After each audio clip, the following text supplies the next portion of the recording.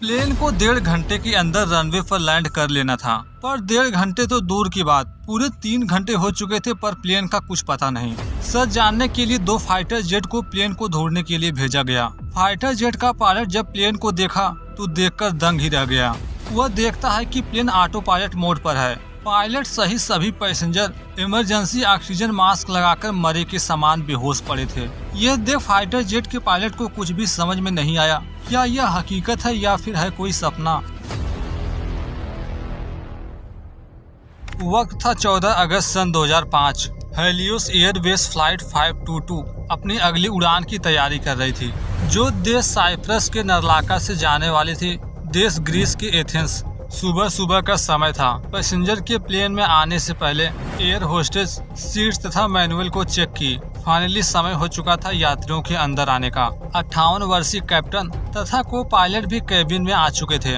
उड़ान से पहले अनबोर्ड इक्विपमेंट वगैरह चेक किया जाने लगा। चेकलिस्ट पूरा होने के बाद फाइनली समय आ चुका था जब प्लेन टेक ऑफ करेगी। उस दिन छुट्टियों का दिन था, इसलिए रनवे बाकी दिन की अपेक्षा खाली है। टेक ऑफ में जरा भी जल्दबाजी नहीं की गई। टेक ऑफ के 5 मिनट बाद तक सारी चीजें नॉर्मल थी।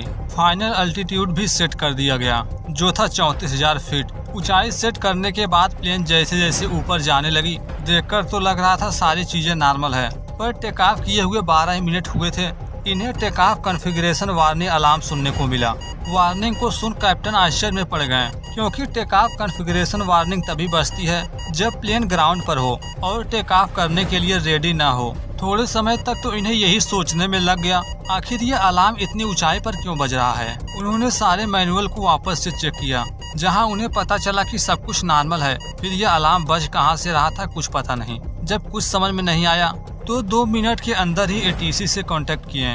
बताते हैं कि अचानक से टेक ऑफ कॉन्फ़िगरेशन वार्निंग बज रहा है। हमने सारे मैनुअल को चेक किया, सब कुछ नॉर्मल है। ऐसा क्यों हो रहा है, हमें सारी जानकारी दें। यह अलार्म क्यों बज रहा है ये समझ पाते अगले पर मास्टर क्वेश्चन सिग्नल देने लगा, जो इन्हें बताने की कोशिश कर रहा था इक्विपमेंट कूलिंग सिस्टम काम करना बंद कर दिया है। ये देरी न करते हुए कूलिंग सिस्टम को रीसेट किए ताकि चीजें वापस से नॉर्मल हो जाए। सच का पता लगाते लगाते 20 मिनट कंप्लीट हो चुके थे। अब तक प्लेन 28,000 फीट यानी लगभग 8,800 मीटर की ऊंचाई पर पहुंच चुकी थी। इतनी ऊंचाई पर पहुंचकर अचानक से यात्रियों को घुटन महसूस होने लगी। ये सब हो क्या रहा है वे समझ पाते कि तभी सभी पैसेंजर के ऑक्सीजन मास्क ओपन हो गए हैं। अब तक इसके बारे में कैबिन में बैठे हुए कैप्टन को भी पता चल चुका है। वे भी समझ नहीं पा रहे हैं अचानक से ऐसा हुआ क्या, क्योंकि ऑक्सीजन मास्क तभी ओपन होता है जब कैबिन में एयर प्रेशर कम हो, पैसेंजर को हो रही हो सांस लेने में प्रॉब्लम। यहाँ पर एक गौर करने वाली बात थी, जैसा कि सभी पैसेंजर ऑक्सीजन मास्क लगा लिए हैं, तो वही कैबिन में बैठे ना ही कैप्टन ने ऑक्सीजन मास्क लगाया था, ना ही लगाए हैं को पायलट। वे लोग तो यही सोच रहे हैं कि आखिर ये टेक ऑफ कॉन्फ़िगरेशन वार्निंग बज क्यों रहा है। थोड़ी देर बाद उन्हें गर्मी तथा घुटन जैसी महसूस होने लगे। इन सारे सिचुएशन को एटीसी के साथ भी शेयर किया जा रहा है। एटीसी की ओर से उन्हें कुछ सलाह दिया जाता। इससे पहले कैप्टन कहते हैं, लगता है इक्विपमेंट कूलिंग सिस्टम काम करना बंद कर दिया है, शायद इसी वजह से हमें घुटन तथा गर्मी महसूस हो रही है। कैप्टन आगे एटीसी से पूछते हैं कि इक्विपमेंट कूलिंग को ठीक करने के लिए हमें सर्किट ब्रेकर के बारे में जानना है, बताया जाए कि वह कहाँ पर है। अब तक प्लेन के टेक ऑफ किए हुए 30 मिनट कंप्लीट हो चुके थे। प्लेन पहुंच चुकी थी फुल अल्टीट्यूड पर, ऊंचाई है 34,000 फीट। इसके बाद एटीसी ने बार बार प्लेन से कांटेक्ट बनाने की कोशिश की, कई बार आवाजें लगाई, पर उधर से कोई भी रिस्पांस नहीं मिला। सभी सोच में पड़ गए आखिर प्लेन के साथ हुआ क्या, वे कोई रिस्पांस क्यों नहीं दे रहे हैं। प्लेन इस समय मौजूद था मेडिटेरेनियन सी के ऊपर पूरे 121 लोगों के साथ। टेक ऑफ के आधे घंटे बाद प्लेन के साथ क्या हुआ एटीसी को कुछ पता नहीं। वे बार बार प्लेन से कांटेक्ट बनाने की कोशिश कर रहे हैं। अगले कई मिनट तक एटीसी को देखने को मिला कि ये अभी भी प्लेन के कांटेक्ट में हैं। इस तरह तो उन्हें कैप्टन की ओर से जवाब मिल जाना चाहिए, पर वे जवाब दे ही नहीं रहे। ऐसा लग रहा था मानो जैसे कैप्टन को कोई बोलने से रोक रहा हो। कई बार की कोशिश के बाद भी जब कैप्टन की ओर से कोई भी रिस्पांस नहीं मिला तो दोबारा से प्लेन से कांटेक्ट बनाया गया। यही वह आखिरी पल था जब प्लेन लरनाका के रेडार से बाहर हो गया। इतनी सारी चीजें होने के बाद एटीसी को यही लग रहा है शायद प्लेन एथेंस के एरिया में पहुंच चुका है। यही सच भी था, पर वह एथेंस के एटीसी से कांटेक्ट किया ही नहीं। प्लेन वहीं ऑटो पायलट पर सर्कल नुमा घूमने लगा। एथेंस के एटीसी द्वारा कई बार प्लेन से कांटेक्ट बनाने की कोशिश की गई, पर हर बार नाकामयाब साबित रहे। कांटेक्ट तो हुआ, पर उधर से कोई भी रिस्पांस नहीं मिला। सोचने वाली बात तो ये थी कि अगर प्लेन में जरा भी आवाज होती तो एटीसी आसानी से सुन लेती, पर प्लेन में किसी भी तरह की कोई आवाज नहीं हुई। इस तरह पहला शक तो ये हुआ, शायद प्लेन आतंकवादियों द्वारा हाईजैक कर लिया गया है। जब ये चीज लोगों के जहन में आई तो लोग और डरने लगे, क्योंकि उन्हें डर है जिस तरह प्लेन यहाँ गोल गोल घूम रहा है, अगर टेररिस्ट गलती से भी प्लेन को किसी शहरी इलाके में क्रैश कराएं तो बहुत बड़ी तबाही होगी, सैकड़ों लोग मारे जाएंगे।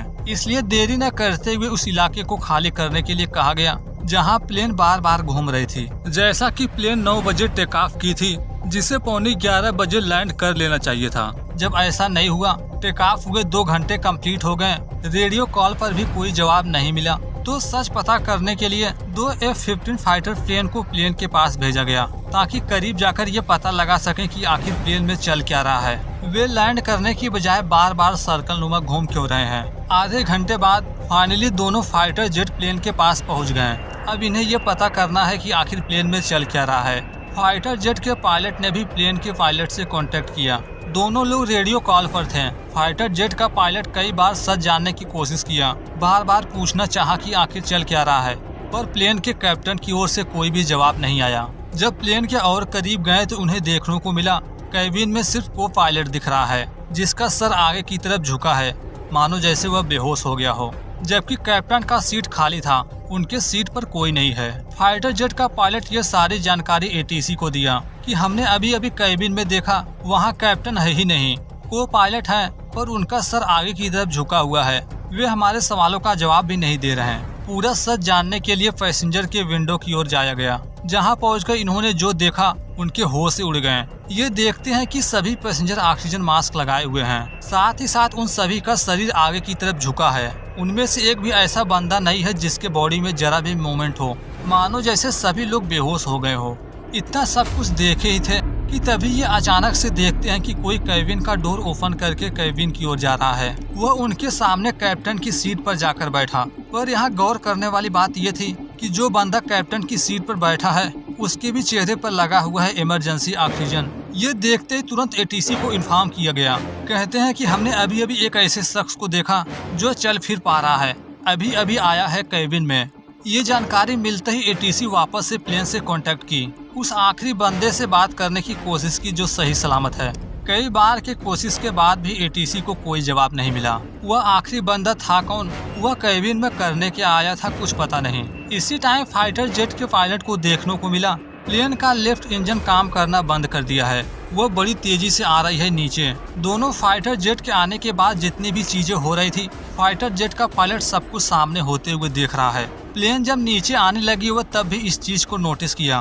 कैबिन में मौजूद उस आखिरी बंदे को इशारे में बताने की कोशिश किया कि प्लेन नीचे जा रही है, उसे कंट्रोल करो। वह बंदा भी इशारे में बात करने की कोशिश किया।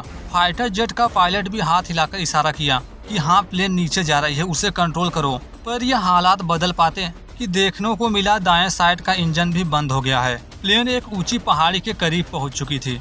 उसी टाइम देखने को मिला वह बंदा प्लेन को कंट्रोल करने की कोशिश तो कर रहा था, पर न जाने क्यों वह चाहकर भी कुछ नहीं कर सका। प्लेन बिल्कुल पहाड़ी के नजदीक आ गई।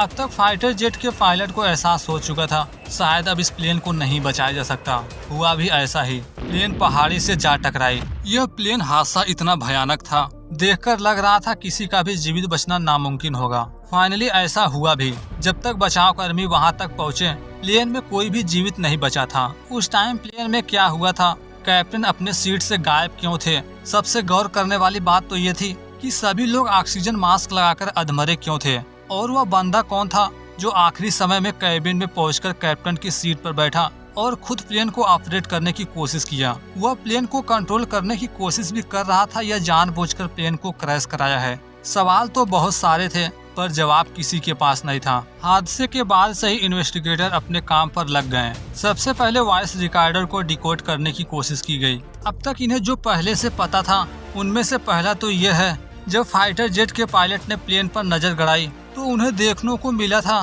प्लेन में मौजूद सभी लोग ऑक्सीजन मास्क लगाए हुए थे। पर उनमें से किसी की भी बॉडी में जरा भी मूवमेंट नहीं थी। सभी अधमरे के समान थे। जिसके थोड़ी देर बाद ही अचानक से कैबिन में कोई बंदा आया। वह जल्दी से कैप्टन की सीट पर बैठा, जबकि कैप्टन अपनी सीट से गायब थे। उस टाइम कैप्टन गए कहाँ थे उसका भी सच जानना जरूरी था। फाइनली जब कॉकपिट वॉइस रिकॉर्डर को डिकोड करने में कामयाब हुए तो कैबिन में हुए उस आखिरी पल की बातचीत को सुना गया।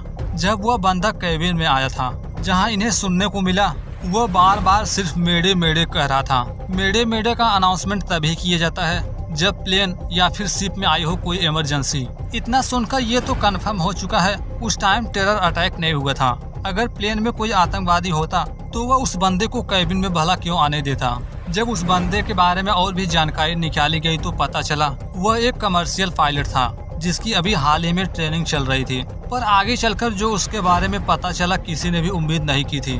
दरअसल उसकी ट्रेनिंग अभी पूरी भी नहीं हुई थी। वह किसी भी कंडीशन में हेलियोस एयरवेज फ्लाइट को फ्लाई नहीं करा सकता था, पर फिर भी वह प्लेन को ऑपरेट करने की कोशिश क्यों किया, यह एक और बड़ा सवाल था इन्वेस्टिगेशन टीम के सामने। यदि हम इस प्लेन हादसे के वक्त में पीछे जाएं, तो हमें पता है कि यह प्लेन सुबह के 9 बजे टेक ऑफ की थी और जब पहाड़ी पर क्रैश हुआ तो समय हो रहा था 12:03। यानी ये पूरे 3 घंटे तक हवा में फ्लाई करता रहा। मगर पायलट ने ऐसा क्यों किया? जिसे 1.5 घंटे के करीब टेक ऑफ कर लेना चाहिए था, वह 3 घंटों तक क्यों फ्लाई करता रहा? आगे जब ऑक्सीजन मास्क के कड़ी को जोड़ा गया तो ये बात सामने आई कि ऑक्सीजन मास्क तभी ओपन होगा जब प्लेन में हुआ हो डीकम्प्रेशन। प्लेन के टेक ऑफ होने से पहले प्लेन सुबह के 1:25 पर लंदन से यहाँ आई थी। पर यहाँ पहुँचने के बाद पिछले क्रू मेंबर ने बताया पिछली फ्लाइट में प्लेन के डोर में प्रॉब्लम थी। जमे हुए दरवाजे की सील तथा दाईं ओर की पीछे के सर्विस डोर से असामान्य आवाजें आ रही थी। इसलिए प्लेन को दोबारा टेक ऑफ कराने से पहले उसकी जांच की मांग की थी। दरवाजे की जांच एक ग्राउंड इंजीनियर द्वारा कराया गया। डोर ठीक करने के बाद प्रेशराइज लीक को भी चेक करना जरूरी होता है, क्योंकि हमें पता है ज्यादातर प्लेन 10,000 मीटर की ऊंचाई पर फ्लाई करती हैं, जहां पर एयर की डेंसिटी बहुत कम होती है। पर इस सिचुएशन में पैसेंजर को कोई प्रॉब्लम न हो, इसके लिए प्लेन में ऑटोमेटिक सिस्टम होता है जो इंजन से एयर को सक करके प्लेन के अंदर के एयर प्रेशर को मेंटेन रखता है ताकि पैसेंजर को सांस लेने में प्रॉब्लम न हो। पर इसी चेकिंग के दौरान इंजीनियर प्रेशराइज सिस्टम को मैनुअल में सेट कर दिया, जबकि उसे हमेशा ऑटो पर रखना चाहिए। पर यहाँ इंजीनियर के इस गलती से भी ज्यादा कोई फर्क पड़ने वाला नहीं था, क्योंकि जब भी प्लेन टेक ऑफ करती है तो पायलट वापस से सारे मैनुअल को दोबारा चेक करता है। पर टेक ऑफ से पहले यही गलती कैप्टन से भी हुई। उन्होंने प्रेशराइज सिस्टम को मैनुअल पर ही रहने दिया, ऑटो पर किया ही नहीं, जिसका काम ये था कि जैसे जैसे प्लेन की ऊंचाई बढ़ेगी तो इस सिस्टम की वजह से अंदर का एयर प्रेशर ऑटोमेटिक कंट्रोल रहेगा। मगर पायलट ने उसे मैनुअल पर ही रहने दिया। यदि हम समय में थोड़ा सा पीछे जाएं, 9:12 पर प्लेन में कॉन्फ़िगरेशन वार्निंग बजा था। दरअसल ये टेक ऑफ कॉन्फ़िगरेशन वार्निंग था ही नहीं, बल्कि ये साउंड था कैबिन अल्टीट्यूड वार्निंग का। पर यहाँ पर भी एक सोचने वाली बात है कि अगर ये टेक ऑफ कॉन्फ़िगरेशन वार्निंग नहीं है तो कैप्टन को क्यों नहीं पता चला? दरअसल कैबिन अल्टीट्यूड वार्निंग तथा टेक ऑफ कॉन्फ़िगरेशन वार्निंग दोनों का साउंड सेम था। यहीं पर कैप्टन सही प्रॉब्लम को समझ ही नहीं पाए। जब तक वे टेक ऑफ कॉन्फ़िगरेशन वार्निंग को समझते रहे तब तक प्लेन अपनी फुल अल्टीट्यूड पर आ गया। उस टाइम प्रेशराइज सिस्टम भी मैनुअल पर है, जिसे ऑटो पर होना चाहिए। इसी का परिणाम ये हुआ, प्लेन जब अपनी ऊंचाई बढ़ाई तो अंदर का एयर प्रेशर मैनेज हुआ ही नहीं, जिससे यात्रियों को सांस लेने में प्रॉब्लम होने लगी। जब ऑक्सीजन इतना कम हो गया कि यात्री सांस नहीं ले सकते तो इमरजेंसी ऑक्सीजन मास्क ही ओपन हो गया। जबकि इस time captain take off configuration warning के बारे में एटीसी से पूछ रहे थे। सारी जानकारी मिलने के बाद जब उन्हें पता चला कि यह वार्निंग हमें ग्राउंड पर होने पर मिलती है, जब तक उन्हें यह कंफर्म हुआ कि यह टेक ऑफ कॉन्फ़िगरेशन वार्निंग नहीं है, तब तक इन्हें इक्विपमेंट कूलिंग सिस्टम में फॉल्ट नजर आया, जो होना ही था। जब प्रेशराइज सिस्टम ही काम करना बंद कर दिया तो उन्हें हवा मिलेगी कहां से? कूलिंग सिस्टम का बंद होना तो आम बात है। थोड़े समय बाद जब इमरजेंसी ऑक्सीजन भी खत्म हुआ तो सभी पैसेंजर हाइपोक्सिया का शिकार हो गए। धीरे धीरे सभी लोग होने लगे बेहोश। यहीं पर कैप्टन से एक और गलती हुई। जब ऑक्सीजन मास्क ओपन हुआ था तो उन दोनों को भी इमरजेंसी ऑक्सीजन मास्क लगा लेना चाहिए था, पर ऐसा नहीं हुआ। बल्कि कैप्टन कूलिंग सिस्टम को ठीक करने के लिए सीट से उठे, पर तब तक कैप्टन भी हाइपोक्सिया का शिकार हो चुके थे। इधर कैबिन में मौजूद ये दोनों लोग भी बेहोश हो गए, पर जो बंदा आखिरी में कैबिन में पहुंचा था वह उस टाइम पैसेंजर के बीच ही था, जो सपोर्टिंग को पायलट की ट्रेनिंग में था। उसने जब देखा कि ऑक्सीजन मास्क ओपन हो चुका है तो वह भी सांस लेने के लिए एक इमरजेंसी ऑक्सीजन सिलेंडर को उपयोग में लिया। जल्दी से कैबिन में पहुंचा, प्लेन को कंट्रोल करने की कोशिश किया और फिर इसके बाद जो कुछ भी हुआ दोनों फाइटर जेट के पायलट ने खुद अपने आंखों के सामने देखा। अब तक प्लेन पिछले 3 घंटे से फ्लाई कर रही थी, फ्यूल भी खत्म होने वाला था और जो पहला इंजन बंद हुआ था वह बंद हुआ था फ्यूल की कमी से। थोड़ी देर बाद दूसरा भी बंद हुआ। इस तरह प्लेन एक पहाड़ी पर जाकर क्रैश कर गया।